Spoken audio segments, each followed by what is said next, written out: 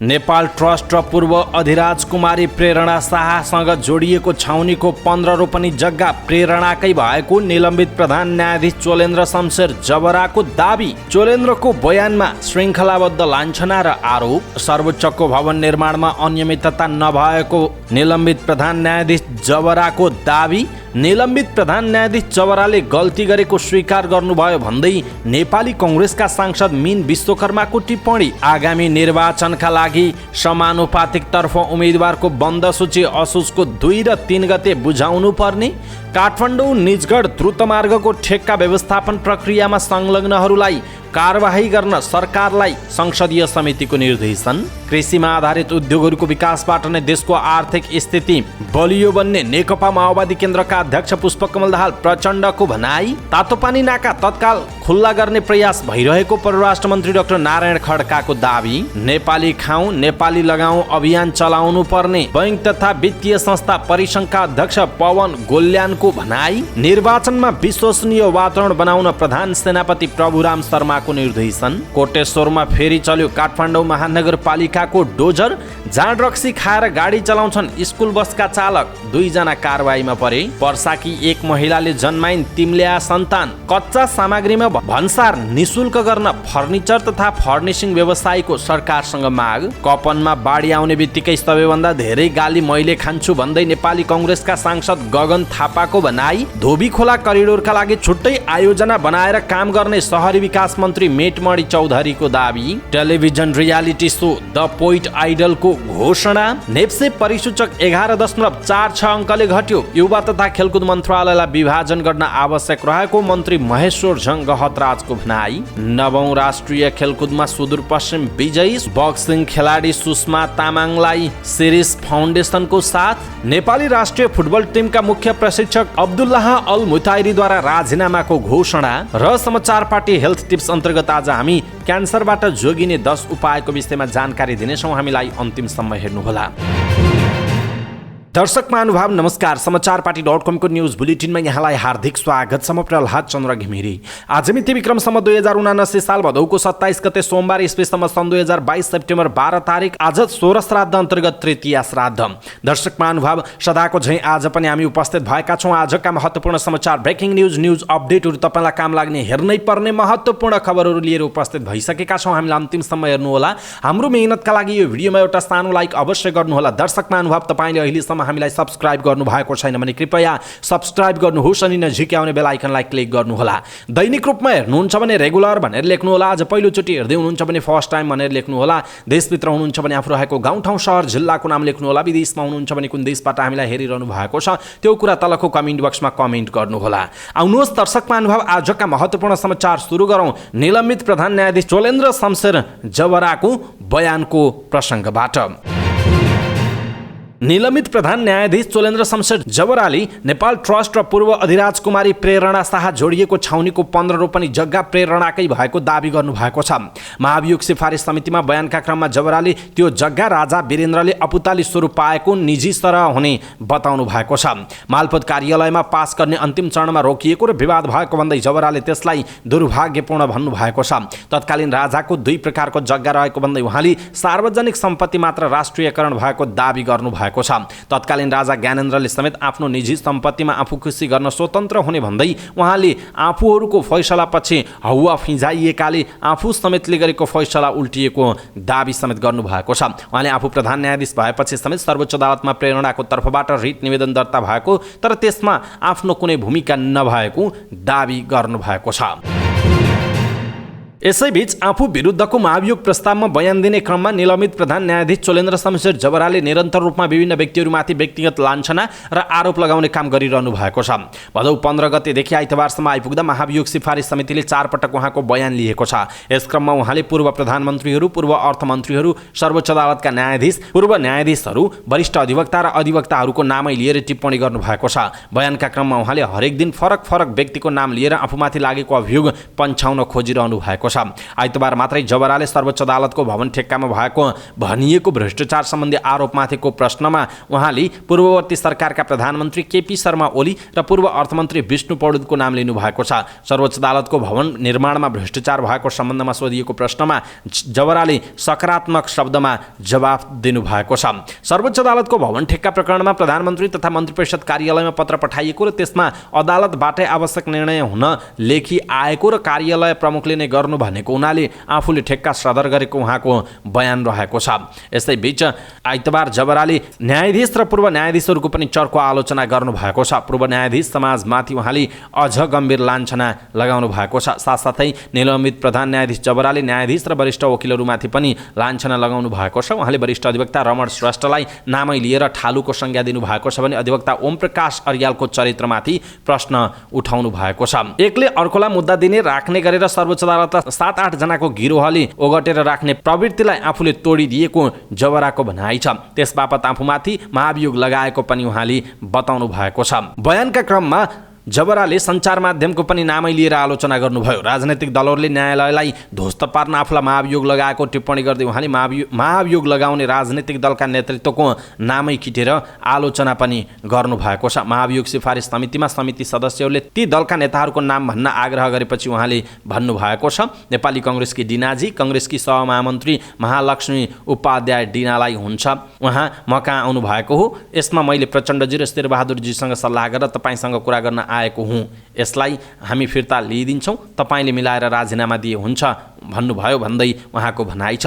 कङ्ग्रेस सहमहामन्त्री डिनाले के भनेको पनि उहाँले सुनाउनु भयो। प्रचण्डजीको पनि सहमति, प्रधानमन्त्रीजीसँग पनि बसेर कुरा गरेर आएको हुँ भन्नुहुन्थ्यो। उहाँले विगतमा पनि बयानका क्रममा विभिन्न व्यक्तिमाथि आरोप र लाञ्छना लगाउनु भएको छ। पूर्व प्रधानमन्त्री द्वय बाबुराम भट्टराई र माधव कुमार नेपालको पनि उहाँले नाम लिनु भएको थियो। यसरी चोलेन्द्र शमशेर जबराले बयानका क्रममा श्रृङ्खलाबद्ध रूपमा लाञ्छना र आरोप लगाइरहनु भएको छ। यसप्रति तपाईँको धारणा के छ? आफ्नो धारणा तलको कमेन्ट बक्समा कमेन्ट गर्नुहोला। निलम्बित प्रधान न्यायाधीश चोलेन्द्र शमशेर जबराले सर्वोच्च अदालतको भवन निर्माणको ठेक्का सदर गर्ने काममा आफूले गल्ती गरेको स्वीकार गर्नुभएको छ। आइतबार प्रतिनिधि सभा अन्तर्गतको महाभियोग सिफारिस समितिको बैठकमा बयान दिने क्रममा उहाँले सो कुरा स्वीकार गर्नुभएको हो। समितिका सदस्यहरूले सोध्नु भएको सो सम्बन्धी प्रश्नको जवाफ दिने क्रममा निलम्बित प्रधान न्यायाधीश जबराले रजिस्ट्रारले सदर गर्नुपर्ने सो फाइल आफूले सदर गरेर गल्ती गरेको बताउनुभयो। सो क्रममा तत्कालीन प्रधानमन्त्री केपी शर्मा ओली र अर्थमन्त्री विष्णु पौडेलले सहयोग गरेको पनि जबराले बताउनु भएको समितिका सदस्य समेत रहनुभएका कङ्ग्रेसका नेता मीनबहादुर विश्वकर्माले जानकारी दिनुभएको छ। निर्वाचन आयोगले प्रदेशसभा तथा प्रतिनिधि सभाको निर्वाचनको समानुपातिक पद्धतितर्फको निर्वाचन कार्यतालिका सार्वजनिक गरेको छ, जस अनुसार असोजको 2 देखि 3 गतेसम्म दलहरूले उम्मेदवारको बन्द सूची आयोगमा पेश गर्नुपर्नेछ। उक्त बन्द सूचीमाथि आयोगले असोजको 4 देखि 9 गतेसम्म छानबिन गर्नेछ र कानुन अनुसार नभएमा 57 दलहरूलाई सूचित गर्नेछ। दलहरूले बन्द सूची सच्याएर असोजको 10 गतेदेखि 16 गतेसम्म पेश गर्नुपर्ने जनाइएको छ।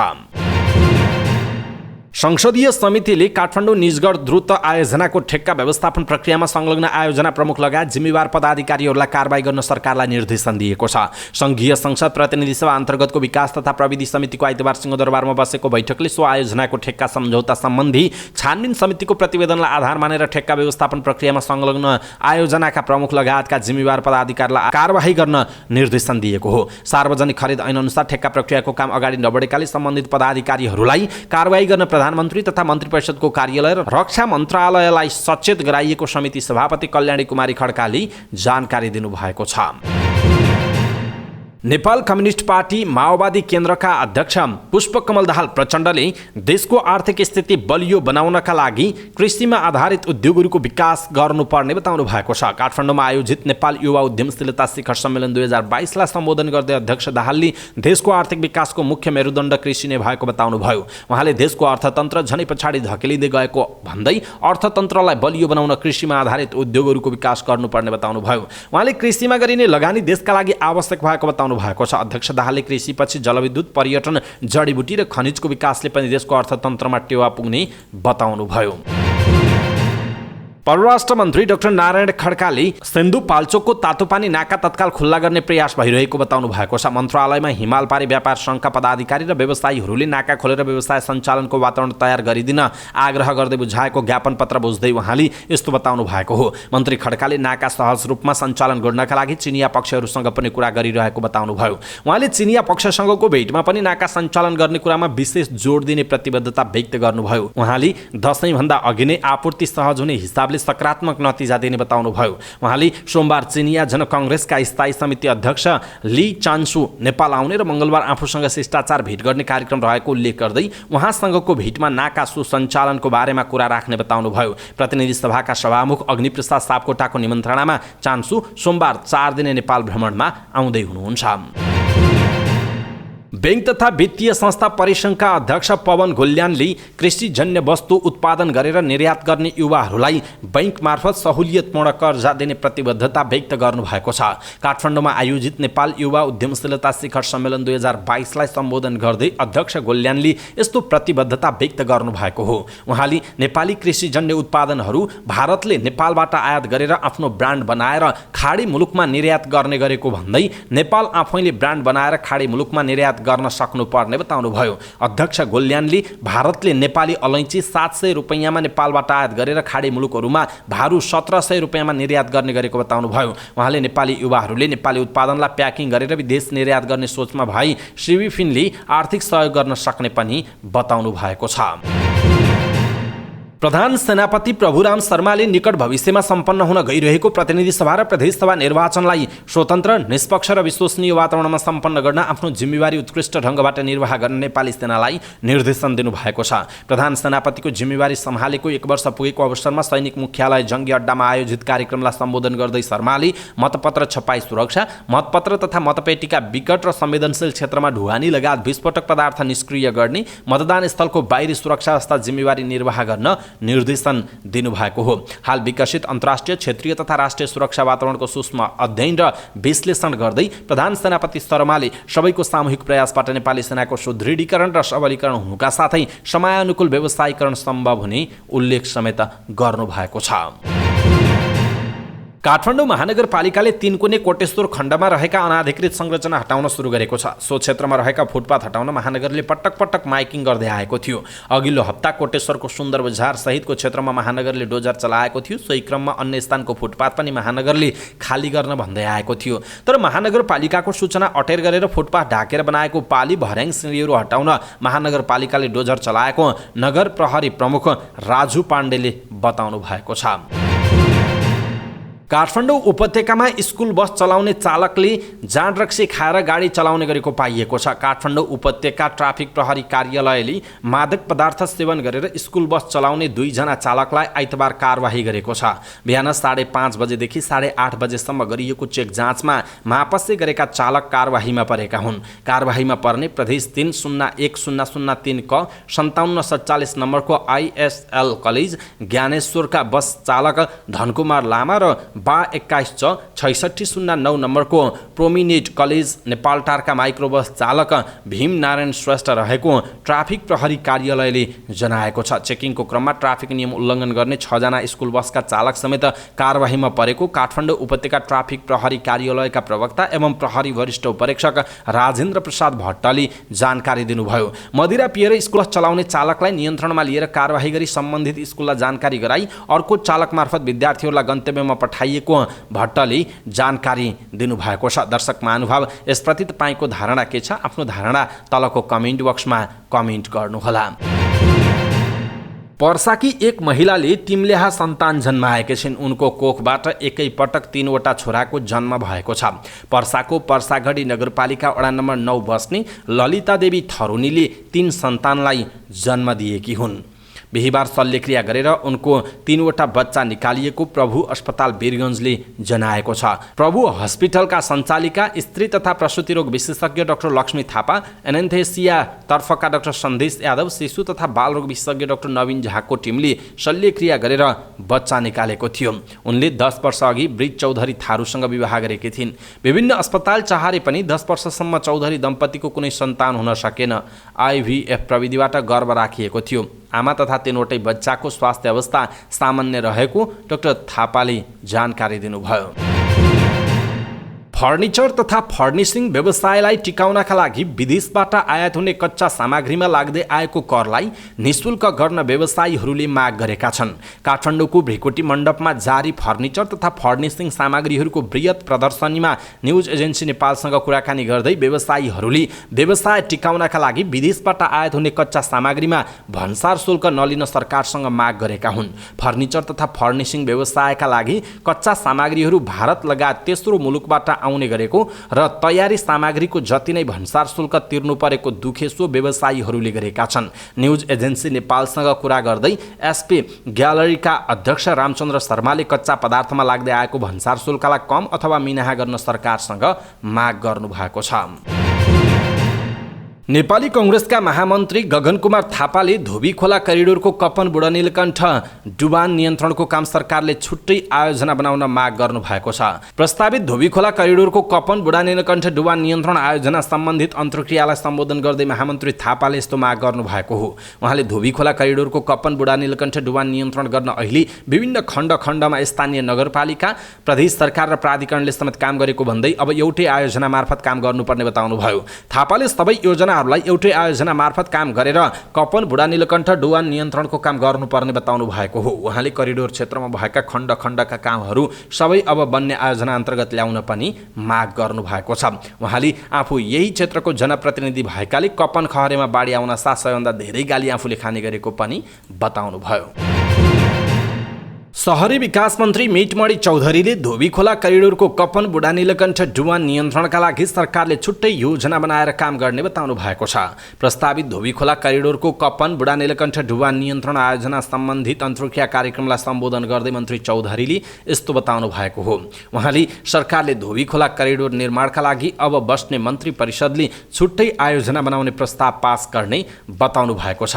मन्त्री चौधरीले करिडोर निर्माणमा सरकारले जनताहरू त्यहाँबाट विस्थापित हुनु नपर्ने गरी बनाउने प्रतिबद्धता जनाउनु भयो। उहाँले धोबी खोला करिडोरको कपन बुढानीलकण्ठ डुबान नियन्त्रणको विषयमा सांसद गगन कुमार थापाले विशेष पहल गर्नुपर्ने बताउनु भएको छ।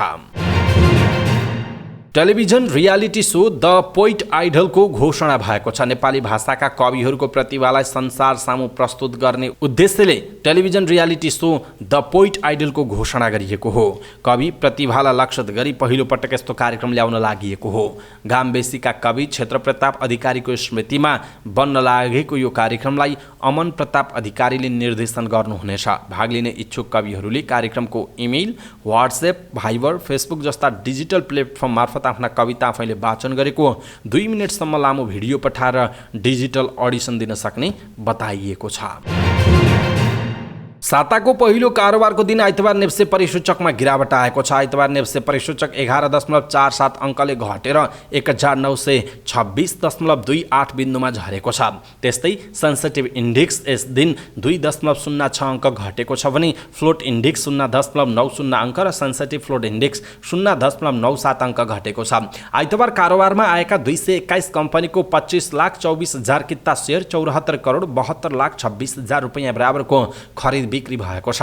आइतबार नेप्सेसँगै कारोबार रकम पनि घटेको छ। नेप्सेका 13 उपसमूह मध्ये 11 उपसमूहको परिसूचक घटेको छ भने 1 उपसमूहको सामान्य सुधार भएको छ, जसमा अन्य उपसमूहको परिसूचक 0.29% बढेको छ।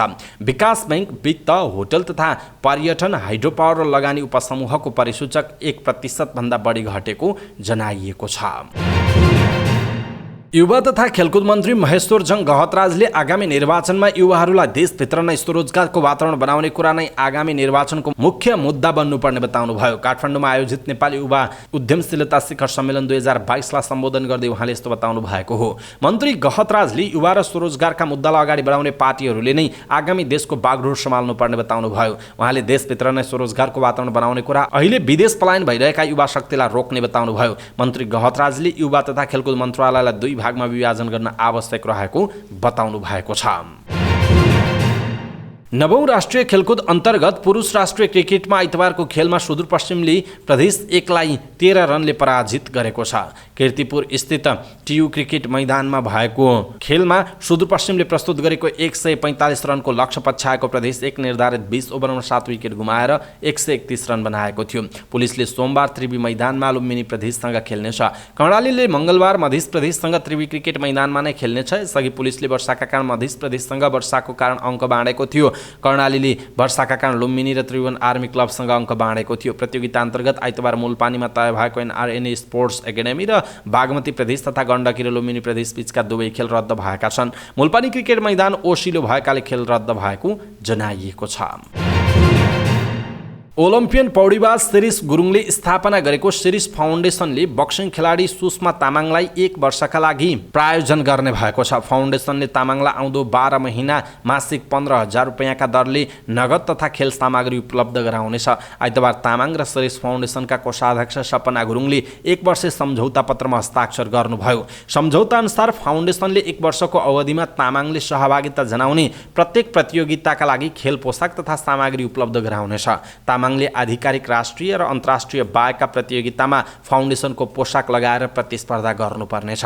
यसैगरी सम्झौता अवधिभित्र तामाङ घाइते वा बिरामी परेमा फाउन्डेसनले उपचारको व्यवस्था गर्ने सम्झौता पत्रमा उल्लेख छ। फाउन्डेसनका सदस्य कार्यालय सचिव एवं नेपाल पौडी सङ्घका महासचिव जगतमान श्रेष्ठले सम्झौता अवधिमा तामाङले राम्रो प्रदर्शन गर्दै अगाडि बढी सम्झौता थप गरिने बताउनुभयो।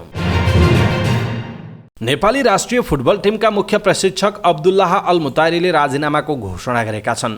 अल मुतारीले आइतबार सामाजिक सञ्जाल फेसबुकबाट नेपाली राष्ट्रिय फुटबल टिमसँगको यात्रा टुङ्गिएको घोषणा गरेका हुन्। अखिल नेपाल फुटबल सङ्घका प्रवक्ता सुरेश शाहले महासचिवलाई राजीनामा पठाएको जानकारी दिएका छन्। उनले राजीनामामा एन्फासँग भएको सम्झौता भङ्ग गरेको उल्लेख गरेको शाहले जानकारी दिएका छन्। मुख्य प्रशिक्षक अल मुतारीले आफ्नो सामाजिक सञ्जालमा नेपाली टिमसँगको आफ्नो 525 दिनको यात्रा टुङ्गिएको बताएका छन्। उनले सामाजिक सञ्जालमा लेखेका छन्, नेपाली फुटबलको सेवाको 525 दिनपछि नेपाली राष्ट्रिय टोलीको प्रशिक्षक पदमा आफ्नो कार्यकाल समाप्त भएको घोषणा गर्दछु। खुसी, माया, दुःख र पीडाको यो यात्रामा मलाई साथ दिनुहुने सबैलाई धन्यवाद छ। एन्फाले विक्रमसम्म 2077 साल चैतको 22 गते कतार FA को सहयोगमा कुवैतका प्रो लाइसेन्स प्राप्त प्रशिक्षक अल मुतारीलाई मुख्य प्रशिक्षकमा नियुक्त गरेको थियो। समाचार पार्टी न्युज बुलेटिनमा पालो भएको छ समाचार पार्टी हेल्थ टिप्स। आजको समाचार पार्टी हेल्थ टिप्स अन्तर्गत हामीले क्यान्सरबाट जोगिने 10 उपायको विषयमा जानकारी दिनेछौँ। हामीलाई अन्तिमसम्म हेर्नुहोला। सबै नेपालीहरूमाझ यो हेल्थ टिप्स पुर्याउनका लागि कृपया आफ्नो फेसबुक, ट्विटर लगायतका सामाजिक सञ्जालमा सेयर गर्नुहोला। आफ्नो फेसबुक मेसेन्जरमा आफ्ना साथीभाइ, इष्टमित्र सबैलाई पठाइदिनुहोला ताकि क्यान्सरको बारेमा सबैलाई जानकारी होस् र क्यान्सर लाग्नबाट सबै जोगिउन् भनेर आफ्नो फेसबुकमा तपाईँले यति सहयोग चाहिँ गर्नुहोला है त। खानपान, आहार विहार र जीवनशैलीमा ध्यान दिने हो भने 40% क्यान्सर निको हुन्छ। तर हामीले ध्यान नदिँदा निको हुन सक्ने क्यान्सरबाट अनाहकमा ज्यान फालिरहेका छौँ। त्यसो त केमा ध्यान पुर्याउने त? सुर्तीजन्य पदार्थ सेवन नगर्ने। क्यान्सर रोगको प्रमुख कारक सुर्तीजन्य पदार्थ हो। कसैले यसले फोक्सो र मुखको क्यान्सर मात्र बनाउँछ भन्ने गरेको हामी पाइन्छ, तर त्यो कुरा गलत हो। सुर्तीजन्य पदार्थमा भएका 4000 बढी हानिकारक रसायनमध्ये 40 वटा बढी शिरदेखि पाउचसम्मको सबै क्यान्सर बनाउने रसायन हुन्छ। त्यसैले यसको सेवन गर्नु हुँदैन। अर्को हो बासी सडे गलेको ढुसी खाना नखाने। कतिपयले बासी तथा सडे गलेको खानेकुरा तताएर वा ढुसी फालेर खाने गरेको देखिन्छ, तर त्यही खाना क्यान्सर रोगको कारक बन्न सक्छ। यस्ता खानामा क्यान्सर गराउने तत्त्व एन्फलाटोक्सिन पाइन्छ। यसले सजिलै क्यान्सर उत्पत्ति गराउँछ। त्यसैले यस्तो खाना खानु हुँदैन। अर्को हो मदिरापान। मदिरापानको अत्याधिक सेवनले पनि क्यान्सर हुन्छ। अत्याधिक मदिरापान गर्ने व्यक्तिलाई खास गरी पाचन प्रणाली, कलेजो, ठुलो आन्द्रा र कोलेस्ट्रोल, स्तन, गुद्वार लगायतमा क्यान्सर हुने सम्भावना हुन्छ। अर्को हो खानपानमा ध्यान पुर्याउने। खाद्य पदार्थमा मिसाइएका कीटनाशक, औषधि र रासायनिक मल, विषादी हालिएका तरकारी, फलफुल तथा खाद्य पदार्थको प्रयोगले मुख, आमाशय, अन्ननली आदिको क्यान्सर लाग्न मद्दत गर्दछ। पालिस लगाएका चामल, औषधि हालेर पकाएका फलफुलको सेवन पनि क्यान्सर रोगका कारक बन्न सक्दछन्। त्यस्तै अर्को हो रातो मासु कम गर्ने। रातो मासु क्यान्सर रोगका लागि अनुकूल बन्न जान्छ। त्यसैले रातो मासु सकेसम्म नखाने। खानै परे बोइल गरेर खाने। मासु खाने नै भए कुखुरा र माछा ठिक हुन्छ। अब चाडपर्व लाग्यो, मासुको सेकुवा बनाएर खाने प्रचलन छ। त्यसरी पोलेको मासुले क्यान्सर रोगका लागि अनुकूल अवस्था बनाउँदछ। त्यस्तै अर्को हो दैनिक 45 मिनट व्यायाम। क्यान्सरलाई मात्र होइन, व्यायाम शरीरमा लाग्न सक्ने सबै खाले नसर्ने रोगका लागि प्रमुख अस्त्र हो। त्यसैले दैनिक कम्तीमा 45 मिनट व्यायाम गरी पसिना निकाल्ने। व्यायामले तौल घट्दा मोटोपनाबाट देखिन सक्ने क्यान्सर सहितका अन्य नसर्ने रोगहरू पनि भाग्दछन्। त्यस्तै अर्को हो धुलो र धुवाँबाट जोगिने। क्यान्सर लाग्ने कारणमध्ये धुलो, धुवाँ र प्रदूषित वातावरण पनि हो। यस्तो वातावरणमा बेन्जाइन, आर्सेनिक, क्याडमियम जस्ता हानिकारक तत्त्वहरू भेटिन्छ, जसबाट यसले फोक्सो, घाँटी तथा अन्य महत्त्वपूर्ण अङ्गको क्यान्सर हुन सक्छ। अर्को हो चर्को घाममा नबस्ने। लामो समय चर्को घाममा बस्दा पनि सूर्यबाट आउने विकिरणले छालाको क्यान्सर गराउन सक्छ। त्यसैले लामो समय चर्को घाममा बस्नु हुँदैन। यदि बस्नै परे छाता ओढेर वा छालालाई कपडाले छोपेर बस्नुपर्छ। यसले विकिरण सिधै छालामा प्रवेश गर्न सक्दैन। त्यस्तै अर्को हो पाठेघरको जाँच गर्ने। विवाहित महिलालाई पाठेघरको मुखको क्यान्सर हुने सम्भावना भएकाले विवाहित महिलाले प्रत्येक 2 वर्षमा पाठेघरको स्राव परीक्षण गर्नुपर्छ। यस परीक्षणबाट क्यान्सर लाग्नुभन्दा पूर्वको अवस्था थाहा पाएर उपचार गरेमा क्यान्सर हुन पाउँदैन। र अर्को हो मौसम अनुसारका फलफुल खाने। मौसम अनुसारको ताजा हरियो सागपात, बन्दाकोपी, फर्सी, ब्रोकाउली र फलफुलहरू नियमित खाने। तर बेमौसमी तरकारी तथा फलफुलमा रासायनिक पदार्थ बढी प्रयोग हुने भएकाले सकेसम्म नखाने गर्नु राम्रो हुन्छ। दर्शक महानुभाव, आज हामीले क्यान्सरबाट जोगिने 10 उपायको विषयमा जानकारी दियौँ। कस्तो लाग्यो आफ्नो कुरा तलको कमेन्ट बक्समा कमेन्ट गर्नुहोला। सबै नेपालीहरूमा आज पुर्याउनका लागि यो हेल्थ टिप्स आफ्नो फेसबुक, ट्विटर लगायतका सामाजिक सञ्जालमा सेयर गर्नुहोला। आफ्ना साथीभाइहरूलाई मेसेन्जरमा पठाउनुहोला, किनकि तपाईँ गरेको सानो सहयोग अरूका लागि ठुलो हुन सक्छ। एउटा जिन्दगी पनि उहाँहरूले जिउनका लागि धेरै मद्दत पुग्न सक्दछ। त्यसकारण कृपया सेयर गर्न नबिर्सिनुहोला। हवस् त दर्शक महानुभाव, आजका महत्त्वपूर्ण समाचार, ब्रेकिङ न्युज अपडेटहरू यति नै। हामीले प्रस्तुत गरेका यी समाचारहरूप्रति तपाईँको धारणा के छ? आफ्नो धारणा तलको कमेन्ट बक्समा कमेन्ट गर्नुहोला। हाम्रो मेहनतका लागि यो भिडियोमा एउटा सानो लाइक अवश्य गर्नुहोला। दर्शक महानुभाव, पलपलको न्युज अपडेटका लागि हाम्रो च्यानललाई सब्स्क्राइब गर्नुहोस् अनि नजिकै आउने बेल आइकनलाई क्लिक गर्नुहोला। पलपलको न्युज अपडेटका साथ फेरि हाम्रो भेट हुनेछ। तपाईँ समाचार पार्टी हेर्दै गर्नुहोस्। नमस्कार।